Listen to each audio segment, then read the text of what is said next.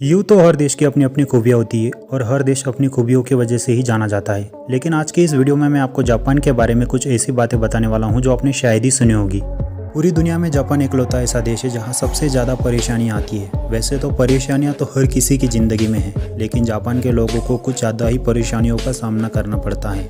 इस देश में आए दिन भूकंप होते रहते हैं, फिर भी यह देश पूरी दुनिया में दूसरे नंबर की डेवलप्ड कंट्री बन गया है। दोस्तों, आपको जानकर हैरानी होगी कि जापान का क्षेत्रफल हमारे देश के एक स्टेट राजस्थान के बराबर ही है। बात करें इस देश के एरिया के बारे में तो यह कुल 3,77,975 किलोमीटर एरिया में फैला हुआ है। इससे आप अंदाज़ा लगा सकते हो कि यह देश कुछ ज़्यादा बड़ा नहीं है। लेकिन हमारे देश की पॉपुलेशन कुल 135 करोड़ है और जापान की पॉपुलेशन की बात करें तो यह सिर्फ 12 करोड़ 65 लाख लोग ही इस देश में रहते हैं। इस देश की पॉपुलेशन इतनी कम होने के बावजूद भी यहाँ के लोग बहुत ही ज़्यादा हाईटेक और एडवांस ज़िंदगी जीते हैं। यह देश भारत, पाकिस्तान, नेपाल, श्रीलंका और बाकी कंट्री से कम 20 साल आगे है। कोविड-19 महामारी को देखते हुए पूरे विश्व में मास्क लगाने की सलाह दी जाती थी, लेकिन जापान इकलौता ऐसा देश है जहाँ के लोग कोविड-19 से पहले भी और आज भी हमेशा मास्क लगाकर ही चलते हैं। वैसे तो बात अगर सुरक्षा की आ ही गई है तो एक रिसर्च में यह पता लगाया गया है कि जापान में हर साल कम से कम 2000 से भी ज़्यादा भूकंप होते हैं। इससे आप अंदाज़ा लगा सकते हो कि जापान में हर रोज़ कहीं ना कहीं एक भूकंप तो ज़रूर होता है। इतनी सारी कठिन परिस्थिति में रहने के बाद भी यहाँ के लोग एक नई सिरे से अपनी ज़िंदगी की शुरुआत करते हैं। यहाँ के लोग अपनी मुसीबत को अपनी ताकत बनाकर आगे बढ़ने में विश्वास रखते हैं और यही कारण है कि यह देश आज पूरे विश्व में अपनी एक नई पहचान के साथ आगे बढ़ रहा है।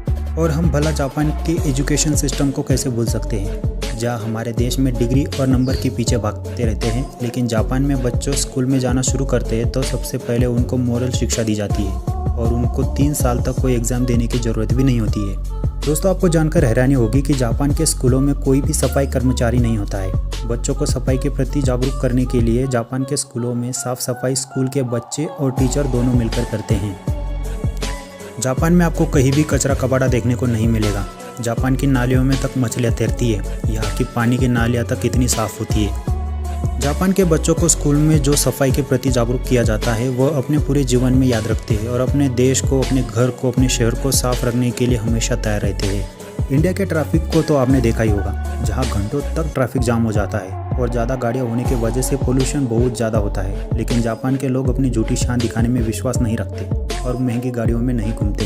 वह ज़्यादातर अपनी फिजिकल अच्छा बनाए रखने के लिए साइकिल का इस्तेमाल करते हैं, इसलिए जापान में पोल्यूशन भी नहीं होता है। जापान में आपको कभी भी बड़ी तोंद वाले लोग देखने को नहीं मिलेंगे।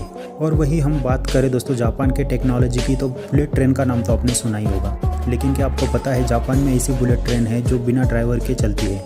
जी हाँ दोस्तों, जापान की यूरेकामस लाइन की ट्रेनें बिना ड्राइवर के ही चलती है। जापान में मैग्नेटिक ट्रेन भी चलने लगी है, जो ट्रेन की पटरी से 1 से 2 इंच ऊपर चलती है। इसको करीब से देखने के बाद ऐसा लगता है कि ट्रेन हवा में तैर रही है, लेकिन वह मैग्नेटिक फोर्स के कारण हवा में तैरती है।